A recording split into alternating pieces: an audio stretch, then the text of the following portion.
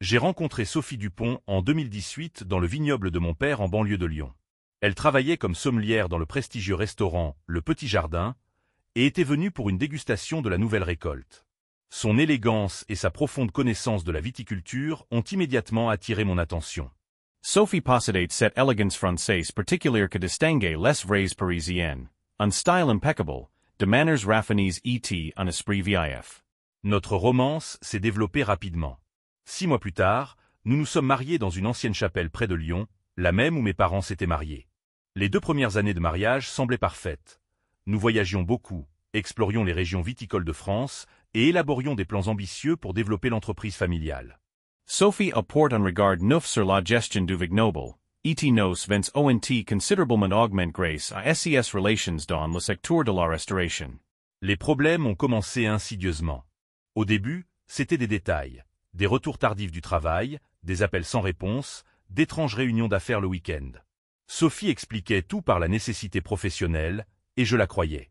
Ou je voulais la croire. Après tout, le secteur de la restauration exige vraiment des horaires atypiques. Les premiers soupçons sérieux sont apparus lorsque j'ai remarqué des changements dans son comportement. Sophie est devenue plus irritable, entrait souvent en conflit avec mes parents pour des bagatelles, et nos projets communs semblaient ne plus l'intéresser. Elle parlait de plus en plus de son désir de retourner à Paris, alors qu'auparavant elle affirmait être tombée amoureuse de la vie paisible de Lyon. Le jour où je l'ai vue pour la première fois avec Pierre Moreau, quelque chose s'est brisé en moi. Pierre était un critique gastronomique renommé, dont l'opinion pouvait faire ou défaire la réputation de n'importe quel établissement de la région. Je les ai aperçus par hasard dans un café de la rue de la République. Ils étaient assis à une table au fond, et leur rencontre n'avait clairement rien de professionnel. Des gestes trop intimes, des rapprochements trop proches, trop de rires étouffés. Je n'ai pas fait de scène. Je suis sorti silencieusement du café et suis rentré chez moi, où j'ai passé plusieurs heures à analyser les derniers mois de notre vie. Toutes les étrangetés et les incohérences prenaient soudain sens. Le soir, Sophie est rentrée comme si de rien n'était, parlant d'une réunion productive avec les fournisseurs. J'écoutais ses mensonges et comprenais que notre mariage était terminé. Les semaines suivantes, je me suis consacré à rassembler des preuves. Pas pour moi. Je savais déjà tout et avais tout décidé. Pour mes parents, pour notre entourage, pour l'inévitable procédure de divorce. Je voulais que la vérité soit incontestable. Que personne ne puisse m'accuser de précipitation ou de paranoïa. Et les preuves apparaissaient une à une. Des photos communes sur les réseaux sociaux, des factures de restaurants où Sophie prétendait avoir des réunions d'affaires, des enregistrements des caméras de surveillance de l'hôtel où elle rencontrait Pierre. Chaque nouveau fait était comme un coup de couteau, mais je continuais à les collecter, méthodiquement et froidement. Le commerce du vin m'avait appris la patience. Parfois il faut attendre des années pour obtenir un vin parfait. Maintenant, j'attendais le bon moment pour une conversation qui devait mettre fin à cette farce. Pendant 2 semaines, j'ai vécu avec quelqu'un qui détruisait méthodiquement notre famille, tout en faisant semblant que rien ne se passait. Chaque matin, Sophie m'embrassait avant d'aller travailler. Chaque soir, elle me racontait sa journée. Chaque week-end, elle planifiait notre avenir. C'était comme un spectacle sophistiqué où j'étais devenu à la fois spectateur et participant involontaire. J'ai engagé un détective privé, Jean-Luc Martel, un ancien policier à la réputation irréprochable. Ses rapports étaient secs et professionnels, mais chaque ligne me brûlait les yeux. Sophie et Pierre se rencontraient 3 à 4 fois par semaine. Ils avaient leur routine, le petit hôtel Le Rossignol en banlieue de Lyon, des déjeuners dans des restaurants isolés, de longues promenades au parc de la Tête d'Or. Ils ne se cachaient même pas particulièrement, j'étais simplement trop occupé par le vignoble pour remarquer l'évidence. Les détails de leur relation m'ont particulièrement frappé. Pierre lui offrait des bijoux d'une petite bijouterie de la rue Victor Hugo, celle-là même où j'avais choisi sa bague de fiançailles. Ils planifiaient des vacances ensemble sur la Côte d'Azur, aux mêmes dates où Sophie et moi devions visiter les vignobles de Bordeaux. Elle utilisait nos rêves communs comme décor pour sa vie parallèle. La confrontation avec Pierre s'est produite de manière inattendue. Je ne l'avais pas planifiée, mais quand je l'ai vu sortir du restaurant de notre concurrent, quelque chose s'est déclenché. J'ai garé ma voiture et l'ai suivi. Il m'a repéré presque immédiatement. Après tout, dans le monde du vin, tout le monde se connaît. Il a souri, tendant la main pour me saluer. C'était la goutte d'eau qui a fait déborder le vase. Depuis combien de temps? Ai-je demandé, ignorant sa main tendue. Il a tout de suite compris de quoi je parlais. Il n'a pas nié ni feint l'incompréhension. Il a simplement dit « 8 mois ». Et a ajouté après une pause « Elle n'est pas heureuse avec toi ». La banalité de cette phrase m'a plus choqué que le fait même de l'infidélité. Un homme si sophistiqué qui utilise des clichés de romans de gare. J'ai repoussé la conversation avec Sophie d'une semaine encore. Je rassemblais les derniers détails, préparais les documents pour le divorce, consultais les avocats. Nos biens étaient considérables, vignobles, immobiliers, comptes en banque. Je voulais que tout soit clair et équitable. Pas par générosité, par dégoût. Je ne voulais pas la croiser pendant des années dans les tribunaux. Elle a tout avoué dans les premières minutes de notre conversation. Assise dans notre salon, si belle dans la lumière du soir, elle détruisait méthodiquement tout ce que nous avions construit. Elle parlait de passion, d'incompréhension, de la façon dont je m'étais éloigné, absorbé par les affaires. Un ensemble standard de justifications que j'avais déjà entendu dans les enregistrements du détective privé. Je demande le divorce, ai-je dit quand elle a fini. Demain, tu recevras les documents de mon avocat. Tout est équitable, la moitié des biens acquis ensemble est à toi. Les vignobles me restent, il était dans la famille avant notre mariage. Tu as 1 semaine pour déménager. Elle n'a pas pleuré, n'a pas supplié, n'a pas promis de s'améliorer. Elle restait assise et me regardait comme si elle me voyait pour la première fois. Peut-être était-ce le cas, l'homme qu'elle connaissait aurait dû crier, reprocher, faire des scènes. Mais je ne ressentais que de la fatigue et le désir de terminer cette conversation au plus vite. Tout a changé le jour de la présentation du nouveau vin de notre domaine. Nous avions organisé un événement d'envergure pour les critiques, les restaurateurs et les collectionneurs. Je terminais mon discours de bienvenue quand elle est apparue dans la salle. Sophie avait l'air different. L'elegance habituelle avait disparu. Les bijoux coûteux avaient été remplacés par de la simple bijouterie, mais elle restait belle. Peut-être même plus belle qu'avant, le désespoir a son propre charme particulier.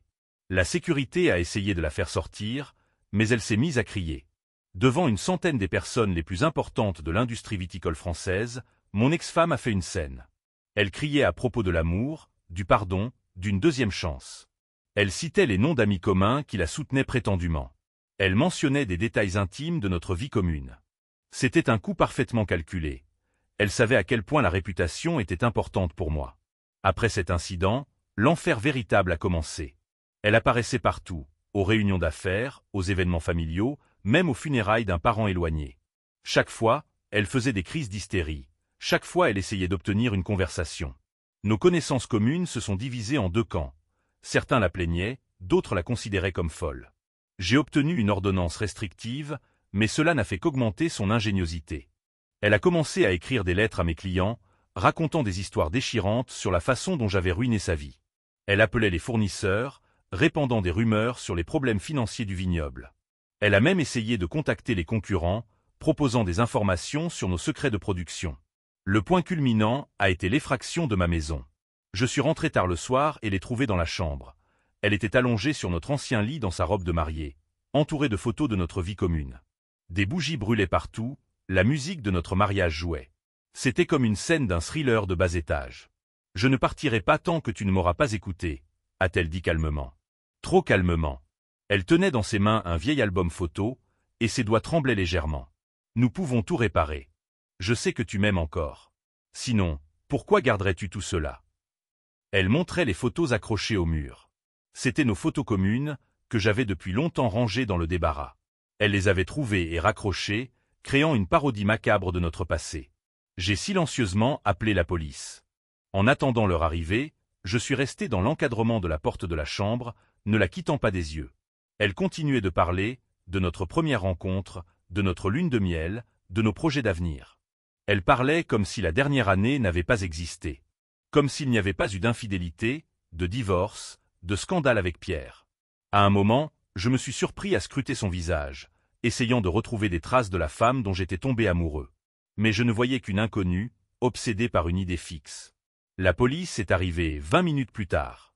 Ils ont été délicats. Dans une petite ville, tout le monde se connaît, et l'histoire de notre divorce était déjà devenue une légende locale. Sophie n'a pas résisté quand ils l'ont emmenée. Elle ne faisait que répéter « Tu le regretteras. Nous sommes faits l'un pour l'autre. Tu le regretteras. » Le procès a été rapide et sans équivoque. Sophie a été reconnue coupable de harcèlement et d'intrusion illégale dans une propriété privée. Compte tenu de sa réputation auparavant irréprochable et de son trouble émotionnel évident, le juge s'est montré clément, 1 an avec sursis et un traitement psychiatrique obligatoire. Plus une ordonnance d'éloignement permanente lui interdisant de s'approcher de moi, de ma famille et du vignoble à moins de 500 mètres. Dans la salle d'audience, elle semblait perdue.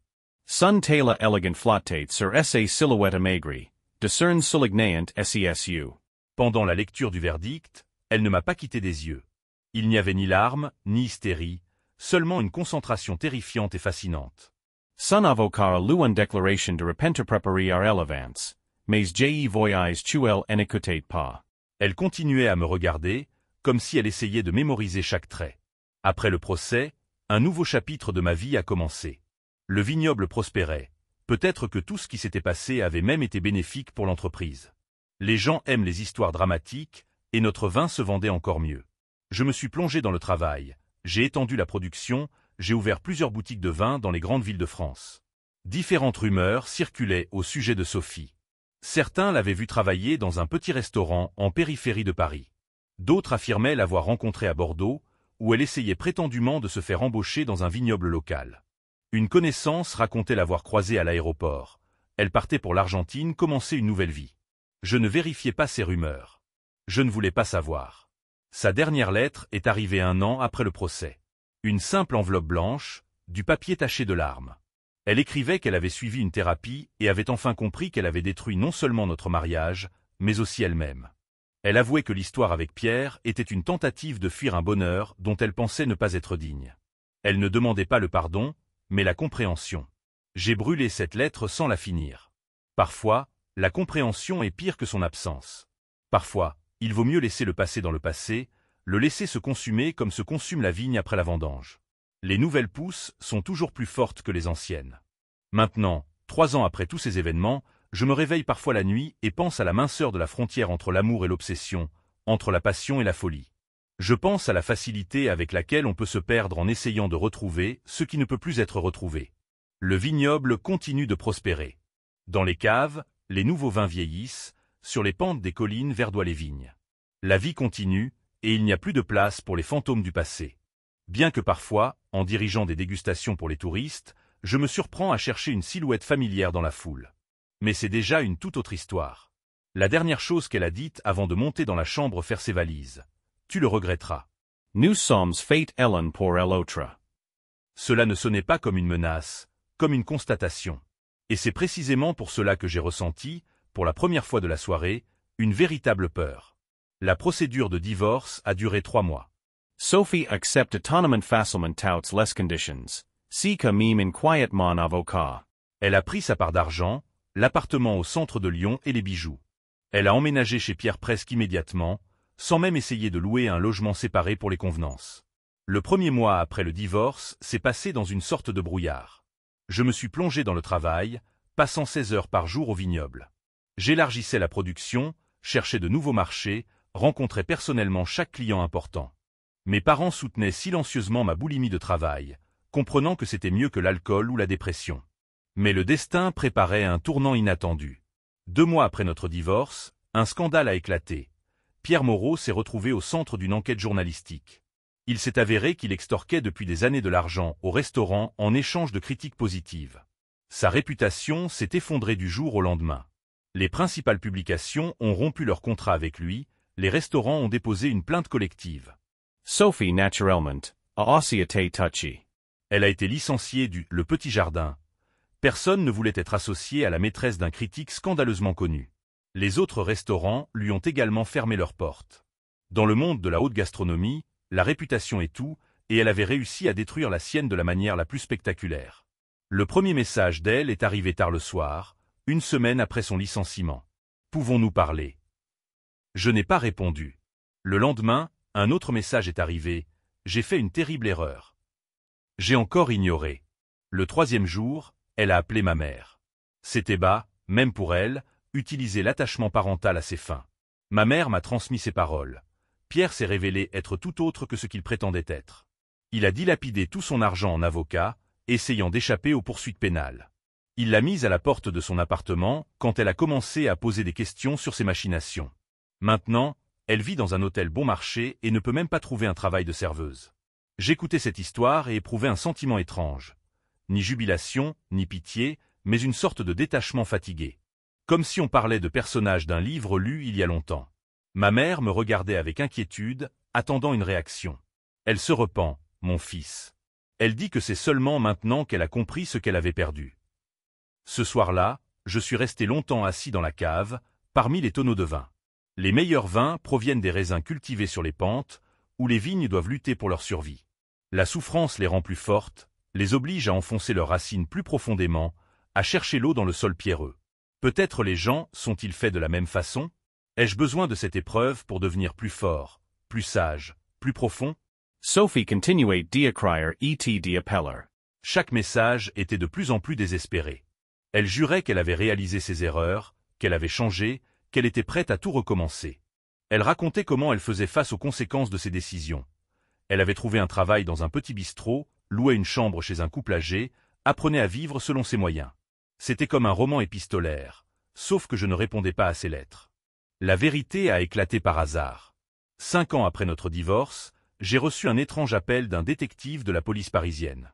Il enquêtait sur une série de disparitions de propriétaires de caves à vin et de restaurants à travers la France. À première vue, les affaires semblaient sans rapport. Les gens disparaissaient simplement, abandonnant leurs entreprises et leurs familles. Mais il y avait un détail qui avait attiré l'attention des enquêteurs. Peu avant leur disparition, chacune des victimes avait embauché une nouvelle sommelière. J'étais assis dans le bureau du détective, examinant les photos. Sur chacune d'elles se trouvait Sophie, avec différentes couleurs de cheveux, sous différents noms, mais toujours avec le même sourire énigmatique. Il s'est avéré que l'histoire de notre mariage n'était qu'une parmi tant d'autres. Avant moi, il y avait eu un restaurateur de Bordeaux, un critique vinicole de Champagne, un propriétaire d'une chaîne de magasins en Provence. Tous avaient disparu sans laisser de traces après avoir rencontré une femme qui se présentait sous différentes identités. Le schéma était toujours le même. Elle se faisait embaucher, charmait le propriétaire, se mariait. Après 1 an ou 2, des problèmes conjugaux apparaissaient, un amant surgissait, le divorce suivait. Puis, quand l'ex-mari commençait une nouvelle vie, il disparaissait simplement. Tout l'argent de ses comptes était transféré vers des paradis fiscaux, les documents de l'entreprise se retrouvaient au nom de prête-noms. Pierre Moreau n'était pas un amant, c'était un complice. Ils travaillaient ensemble, choisissant leurs cibles, élaborant des stratagèmes, effaçant leurs traces. L'histoire de son scandale était une mise en scène, destinée à susciter ma sympathie pour Sophie trompée. Si j'avais cédé, si je lui avais permis de revenir, j'aurais pu devenir un autre homme d'affaires disparu. Le plus terrifiant a été découvert lors de la perquisition de son appartement parisien. Des journaux intimes où elle décrivait en détail chaque escroquerie. Des photographies des hommes disparus, et pas seulement celles prises de leur vivant. La police cherche encore les corps. Dans le journal me concernant, elle écrivait « Il s'est révélé plus résistant que les autres. » Dommage. Nous aurions pu avoir une belle histoire avec une fin heureuse. Pour moi. Sophie a été arrêtée en Argentine, où elle préparait une nouvelle escroquerie. Lors de son arrestation, elle n'a pas résisté. Elle a seulement demandé si c'était moi qui l'avais dénoncé. En apprenant que tout avait été découvert par hasard, elle a ri. « Tu sais ce qui est le plus drôle ?» a-t-elle dit lors de son extradition. « Tu as été le seul dont je suis vraiment tombée amoureuse. C'est peut-être pour ça que je n'ai pas pu aller jusqu'au bout. » Aujourd'hui, elle est en prison, en attente de son procès. On m'a proposé de témoigner pour l'accusation, mais j'ai refusé. Je ne veux plus revoir ses yeux, ce sourire. Je ne veux pas savoir si elle disait la vérité sur ses sentiments pour moi. Certains secrets sont meilleurs gardés. Parfois, la nuit, je me réveille en sueur, imaginant ce qui aurait pu se passer si j'avais cédé à ses supplications de pardon. Si j'avais cru à son repentir. Si je lui avais donné une seconde chance. On dit que les meilleurs vins sont faits à partir de raisins qui poussent au bord du précipice. Mais parfois, le bord du précipice n'est que le bord du précipice. Et la seule décision correcte est de s'en tenir éloigné.